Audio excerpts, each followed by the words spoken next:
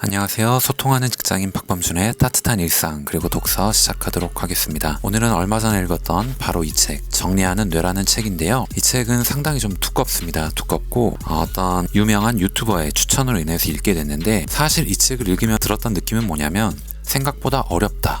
그리고 그 유튜버가 왜 그렇게 극찬했는지는 아직은 내가 잘 모르겠다 라는 부분이었습니다. 사실 제가 내공이 좀 부족해서 그런지는 모르겠지만은 이 책 내용에 대해서 다 이해하기는 좀 어려웠고, 사실 이 책이 무슨 말을 하고자 하는지 이해하기도 조금 어려운 부분이 있었습니다. 그래서 만약에 이 책을 읽을 의향이 있으신 분들은 좀 시간을 가지고 천천히 읽으셨으면 좋겠고, 저는 이 책을 다 읽지는 못했고 중간중간에 좀 너무 어렵다거나 좀 뇌과학적으로 이렇게 너무 의학적으로 많이 깊이 들어간 부분에 대해서는 읽지 않았습니다. 그냥 패스한 부분이 있었고, 제가 관심 있게 보고 싶었던, 제가 이 책을 읽으면서 사실은 얻고 싶었던 부분들이 있었는데 그 부분 위주로 읽었던 책이라고 보시면 될 것 같습니다. 이 책은 전반적으로 뇌를 어떻게 활용하는 것이 좋은지에 대해서 뇌의 특징들과 함께 의학 지식들을 많이 공유를 해줬고, 이 데니얼 레비틴이라는 이 저자가 이 책을 쓰면서 수집했던 수많은 연구 사례들을 실내로 많이 드러났기 때문에 읽으면서 보시면 재밌다고 느끼실 분들도 있으실 겁니다. 이 안에는 사실 수학적인 내용도 굉장히 많아요. 이렇게 성공하는 사람들의 뇌의 특징, 그리고 인간의 본질적인 뇌의 특징에 대해서 좀 말씀을 드리고, 비즈니스에서도 이 뇌를 어떻게 활용할 것인지에 대해 얘기한 부분이 있어서 그 부분에 대해서 관심 깊게 읽었던 부분을 읽어드리면서 공유를 해드리는 걸로 하겠습니다. 디지털 시대 정보와 선택 과부하로 뒤엉킨 머릿속과 일상을 정리하는 기술, 1만 시간의 법칙을 창시한 인지과학계의 거장 데니얼 레비틴의 화제작, 이렇게 소개를 가져가고 있습니다. 데니얼 레비틴은 인지심리학자이며 신경과학자라고 얘기를 하고 있고요. 베스트셀러 작가이기도 하다라고 얘기를 합니다. 지금은 심리학 행동신경과학 교수로 재직 중이다라고 얘기를 하고 있고요. 미국 과학진흥협회, 심리과학협회, 캐나다 왕립협회 석학회원으로 활동하고 있다. 그리고 애플, 마이크로소프트, 미국 해군, 소니 등 세계 유수 조직에서 자문역을 담당하고 있다라고 얘기를 합니다. 그리고 저서로는 이미 쓴 책 중에 하나겠죠. 뉴욕타임스 베스트셀러 1위를 차지한 뇌의 왈츠, 호모 무지쿠스가 있다. 절대음감 및 음악 인지에 관한 신경과학 논문으로 유명하고, 말콤 글래드웰이 아웃라이어에서 언급해 세계적으로 화제를 모은 1만 시간의 법칙을 과학적으로 연구한 장본인이기도 하다라고 얘기를 합니다. 음반 프로듀서이자 음악가로도 활약하고 있다라고 얘기를 합니다. 이 부분은 신기하고 인상적이라는 생각을 많이 했습니다. 실제로 그가 제작하고 참여한 음반들이 3천만 장이 넘는 판매고를 올렸다라고 얘기도 합니다. 인간 뇌의 특징 중에 성공하는 사람들의 탁월한 범주화 능력이라는 부분에 대해서 얘기한 부분이 있습니다. 지구상에 존재하는 식용 가능한 식물 있잖아요. 그게 3만여 종이라고 얘기를 합니다. 그 중에 귀리, 옥수수, 쌀, 밀, 감자, 유카, 타피오카, 카사바라고도 한다라고 얘기를 하네요. 수수, 기장, 콩, 보리, 호밀 등 겨우 11종이 인류가 먹는 식물의 93%를 차지하는데도 우리는 만족하지 않고 보다 많은 식물을 범주화하기 위해 끊임없이 노력하고 있다라고 얘기를 합니다. 이렇듯 우리 뇌는 무언가 새로운 것을 알아내고 그것을 질서 잡힌 구조 안으로 체계적으로 분류해 넣을 때 기분 좋게 도파민이 뿜어져 나오도록 진화되었다라고 얘기를 합니다. 대단히 성공한 사람들 매일매일 하는 한 가지 일이 있다라고 얘기를 합니다. 바로 능동적 분류다라고 얘기를 하는데요. 응급실 간호사들은 이것을 부상자 분류라고도 부른다라고 합니다. 성공한 사업가인 에드먼드 W. 리틀필드라는 사람이 있는데, 이 사람은 유타 건설 CEO 밑에서 몇 년간 개인 비서로 일했다라고 얘기를 합니다. 그는 GE, 크라이슬러, 웰스파고, 델몬트 등의 사회이사로도 일한 사람인데요. 내가 비서로 일하며 그에게 처음 배운 것은 우편물을 4개의 더미로 분류하는 것이었다. 이걸 어떻게 분류했냐면, 첫 번째, 당장 처리할 일. 두 번째, 중요하지만 나중에 처리해도 되는 일. 세 번째, 중요하지 않고 나중에 처리해도 되지만은 그래도 가지고 있어야 할 것. 네 번째, 과감히 버릴 것이라고 얘기를 합니다. 지금 여기서 얘기하는 건 뭐냐면, 분류하는 것이 얼마나 중요한지 이런 기본 자세에 대해서 얘기를 하고 있는 겁니다. 분류는 정신이 산만해지지 않도록 자신을 보호하는 강력한 방법으로 효율성을 높여준다라고 얘기를 합니다. 실용적인 효율성은 물론 지적 효율성도 함께 향상된다. 우선순위를 정한 다음에 일을 시작하면 자기가 하는 일이 지금 이 순간에 당연히 하고 있어야 할 가장 중요한 과제임을 알기 때문에 깜짝 놀랄 정도로 강력한 능력을 발휘하게 된다. 다른 일들을 나중에 해도 된다는 것, 이것이야말로 지금의 일에 집중하게 해주는 핵심이다 라고 얘기를 하네요. 능동적 분류가 이런 것을 용이하게 만들어주는 데는 아주 심오하고도 단순한 이유가 있다. 우리가 일을 깜빡하거나 물건을 잃어버리지 않게 해주는 가장 중요한 원칙은 정리의 부담을 뇌가 아닌 외부 세계로 넘기는 것이다. 정리 과정의 일부 또는 전부를 뇌에서 물질 세계로 떠넘길 수 있다면, 그러니까 뭔가 다른 수단을 지금 생각하는 겁니다. 그만큼 실수를 할 가능성이 줄어든다.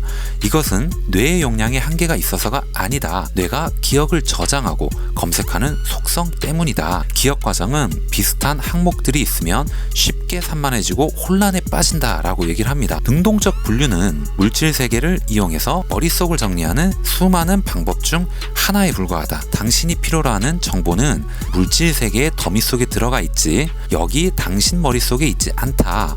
성공하는 사람들은 이런 일을 해낼 수십 가지 방법을 고안해낸다. 집에서, 차에서, 사무실에서, 그리고 자신의 일상 속에서 기억을 떠올리게 도와주는 물리적 장치들을 고안함으로써 기억이라는 부담을 머리에서 환경으로 떠넘기는 것이다. 넓은 의미로 보면 이것은 인지심리학자들이 연구자 깁슨의 이름을 따서 부르는 깁슨 행동 유도성과 관련이 있다. 이런 식으로 얘기를 합니다. 그 다음은 집안의 정리라는 주제에 대해서 얘기를 해볼게요. 정리정돈의 시작은 집에서부터 하라라는 부제를 가져가고 있고요. 자기 집이나 직장이 완벽하게 정리정돈되어 있다고 느끼는 사람은 거의 없다. 우리는 차 열쇠, 중요한 편지 같은 것들을 자주 잃어버린다.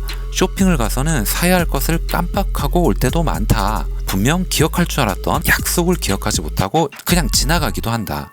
집안이 깔끔하게 정리되어 있을 때도 서랍과 벽장을 열어보면 잡동사니들로 난장판이다 라고 얘기를 합니다. 몇백 년 전까지만 해도 유럽의 가정에는 지금 우리가 당연시 여기는 것들, 심지어 부엌처럼 아주 기본적인 것조차 존재하지 않았다. 1600년대까지 전형적인 유럽의 가정은 단칸방살이를 했으며 가족들은 온기를 유지하기 위해서 1년의 대부분을 불가 주변에 이렇게 북적거리면서 모여 살았다라고 얘기를 합니다. 요즘 사람들의 평균적인 소유물 숫자는 과거 그 어느 때와 비교해보면 1000배는 더 우습게 넘는다라고 얘기를 합니다. 소유물 정리정돈 문제는 분명 현대에 와서 발생했다. 조사 대상인 미국 가정에서 거실과 2개의 침실만을 조사해 봤는데도 눈에 보이는 물체가 2260가지를 넘겼다라고 얘기를 합니다. 실제로 제가 이번에 유럽 여행 가가지고 예전 아주 오래된 유럽의 집을 봤는데 정말 작더라고요. 제가 보고 실제로 깜짝 놀랐고요. 그 쬐끄만 침대, 쬐끄만 거실, 쬐끄만 부엌에 이 단칸방에 가족들이 3명, 4명, 5명, 6명 몰려 살았다라는 거를 정말 상상만 해도 답답할 정도로 굉장히 작은, 좋게 얘기하면 귀여운 집에 살고 있다는 걸 봤거든요. 지금 여기서 그런 얘기를 좀 하네요. 그만큼 예전과는 다르게 이제는 챙겨야 할 물품들이 굉장히 많아졌다라는 걸 얘기를 합니다. 자, 마지막 주제, 비즈니스에서 사람 성향에 따라서 뇌를 정리한다라고 할 때 생산성을 좌우하는 사람은 2가지로 분류할 수가 있다 라는 부분에 대해서 여기서 얘기를 하고 있는 부분이 있는데요. 생산성에 남들보다 더 큰 영향력을 미치는 사람과 그렇지 않은 사람이 있잖아요. 그 사이에는 결정적인 차이가 있다라고 얘기를 합니다. 그 요소는 바로 통제 소재라고 표현을 합니다. 통제 소재란 사람들이 자신의 자율성 그리고 행위 주체성을 바라보는 방식을 일컫는 용어다라고 얘기를 하고요. 통제 소재가 내면에 있는 사람을 통제 소재 내부자라고 얘기를 합니다. 이 사람은 자신의 운명, 삶의 결과는 온전히 자기가 책임져야 한다고, 아니면 적어도 거기에 영향을 미칠 수 있다고 믿습니다. 통제 소재가 외부에 있는 사람, 통제 소재 외부자라고 하는데, 자신을 타인이 펼치는 게임 속에 무기력하게 붙잡혀 있는 장기의 쫄 같은 신세라고 여긴다라고 얘기를 합니다. 이들은 타인, 환경의 힘, 날씨, 악의에 찬 신, 천체의 배열 등 외부의 거의 모든 사건이 자신의 삶에 절대적인 영향을 미친다고 여깁니다. 대부분의 사람은 그 어디 사이쯤에 해당한다. 하지만 통제 소재는 기대 수명, 삶의 만족도, 작업 생산성이라는 3가지 영역에서 중요한 조절 변수인 것으로 밝혀졌다. 통제 소재 내부자는 성공을 노력 덕분이라 여긴다. 난 정말 열심히 노력했어. 실패해도 마찬가지다. 내가 제대로 노력을 안 했어. 통제 소재 외부자는 같은 상황에서 바깥 세상을 칭찬하거나 비난합니다. 순전히 운이 좋았어. 혹은 경쟁이 조작됐어. 학생을 예로 들자면 학교에서 통제 소재 내부자인 학생들은 집중해서 열심히 공부하면 긍정적인 결과가 나오리라고 믿고요. 실제로 이런 학생들로 구성된 집단은 학업 성취도도 높습니다. 여성을 예시로 한번 들어볼게요. 통제 소재는 구매 결정에도 영향을 미친다라고 얘기를 하는데, 예를 들어 자신의 체중을 통제할 수 있다고 믿는 여성은 날씬한 광고 모델에게 호의적으로 반응을 하고요. 그렇지 못한 여성은 몸집이 큰 모델에게 호의적으로 반응한다라고 합니다. 여성분들은 이 부분을 좀 공감을 하실지 모르겠습니다. 통제 소재는 경험에서 별다른 영향을 받지 않는 고정적 내적 특성을 보인다라고 얘기를 합니다. 왜냐하면 일반적으로 생각하기에 자기가 삶의 주체라고 믿던 사람도 엄청난 역경을 경험하고 나면 자신의 신념에 위배되는 압도적인 증거 앞에 무릎을 꿇고 통제 소재가 외부로 옮겨가리라 예상하기 쉽다. 반대로 엄청난 성공을 경험한 사람은 통제 소재가 내면으로 옮겨오고 자신이 그 모든 성공의 주체라고 믿게 되리라 생각하기 쉽습니다. 그 예로 당시로서는 미국 역사상 가장 큰 금전적 피해를 입힌 1972년 발생한 허리케인 아그네스로 공장이나 점포 등이 파괴된 중소기업 소유주들을 대상으로 해서 연구가 진행된 적이 있다라고 얘기를 하는데요. 100명이 넘는 중소기업 소유주들을 대상으로 그들의 통제 소재가 내부적인지 외부적인지 평가했다라고 합니다. 그리고 허리케인이 지나가고 3년 반 후에 다시 평가해 보았다. 여기서 흥미로운 발견이 있다. 전체적으로 보면 이들 중 자신의 운명을 변화시키는 함수로서 통제 소재의 내부화와 외부화에 대한 관점을 바꾼 사람은 단 한 명도 없었다. 처음에 통제 소재 내부자였던 사람은 나중에 사업이 다시 번창했든 아니든 간에 그대로 통제 소재 내부자로 남았고, 통제 소재 외부자도 마찬가지였다. 흥미롭게도 통제 소재 내부자 중 좋은 성과를 낳은 사람들은 통제 소재 내부화가 더 심화되었다. 이는 이들이 성과를 자기의 노력 덕분으로 돌렸음을 의미한다. 이것은 효과적인 경영 스타일에도 영향을 미친다라고 얘기를 합니다. 고위층 경영진은 통제 소재 내부자인 경우가 많다라고 얘기를 합니다. 따라서 여기서도 이제 책에서도 얘기하는 것처럼 성공하는 사람, 부자가 된 사람들은 통제 소재 내부자인 경우가 많다라고도 얘기를 하고 있네요. 통제 소재 내부자는 성취도가 높고 통제 소재 외부자는 스트레스를 더 많이 느끼고 우울증에 잘 걸린다라고 비교를 하죠. 여기서도 그게 딱 갈리네요. 예상대로 통제 소재 내부자는 자신의 환경에 영향을 미치기 위해 더욱 노력한다. 이런 결과를 놓고 보면 경영진으로선 통제 소재 내부자만 골라 뽑아야겠다는 생각이 들겠지만 특정 업무에 따라 필요한 자질은 달라진다. 통제 소재 내부자는 통제 소재 외부자보다 외부의 지시에 순응하지 않는 경향이 있다. 통제 소재 내부자는 자기 환경에 변화를 주도하려는 성향이 있기 때문에 감독하기 골치 아플 수도 있다라고 얘기를 합니다. 이 부분은 공감이 되네요. 특정 업무에서의 노력이 보상으로 이루어지지 않으며 더 빨리 동기를 상실했다.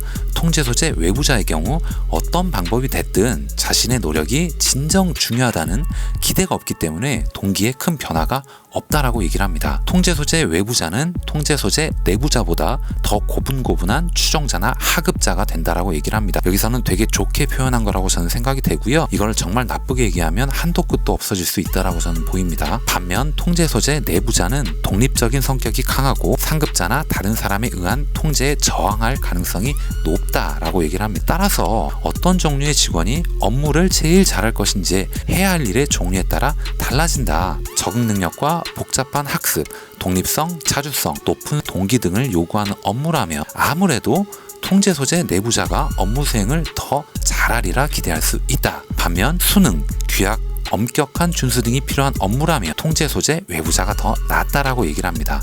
조립라인, 톨게이트 징수, 물품 창고 관리, 출납, 육체 노동 등 반복적이고 대단히 제한된 과제로 구성된 일부 직무에서는 분명 자율성을 별로 원하지 않는 사람이 더 잘 어울린다라고 얘기를 합니다. 정리하자면 경영진이 직원들의 동기부여 스타일 차이를 눈여겨봐서 통제 소재 내부자에게는 자율적인 업무를, 통제 소재 외부자에게는 그보다 자율성이 조금 더 제한된 업무를 주어야 한다는 의미와 같다라고 하면서 정리를 하고 있습니다. 오늘 이야기는 여기까지 하겠습니다. 오늘은 이 책 정리하는 뇌라는 책에 대해서 얘기를 좀 해봤고, 이 책에서 성공하는 사람들의 뇌는 어떤 방식인가 정리하는 방법이나 방식에 대해서 좀 얘기를 나눠봤고, 마지막엔 비즈니스랑 연결을 지어가지고 통제 소재 내부자와 외부자를 좀 비교하면서 경영진이 어떤 사람의 성향에 따라서 어떤 일을 줘야 할지도 바꿔질 수 있다, 변할 수 있다라는 부분을 인지하면 도움이 될 것이다 라는 얘기를 좀 했고요. 이 부분에서는 제가 어떤 측면이 더 좋다라고 얘기하기는 어렵지만은 이 책의 흐름이나 이 책의 내용 같은 걸 봤을 때 은연중에 통제 소재 내부자가 더 정리하는 뇌를 가졌고 성공할 수밖에 없는 그런 습성을 가졌다라는 것도 한다라는 그런 느낌을 좀 받았습니다. 오늘 이야기 드린 내용이 여러분들께 조금이라도 도움이 되셨다면 좋아요 그리고 구독도 꼭 부탁드리겠습니다. 다음 시간에 더 좋은 내용, 더 좋은 컨텐츠를 가지고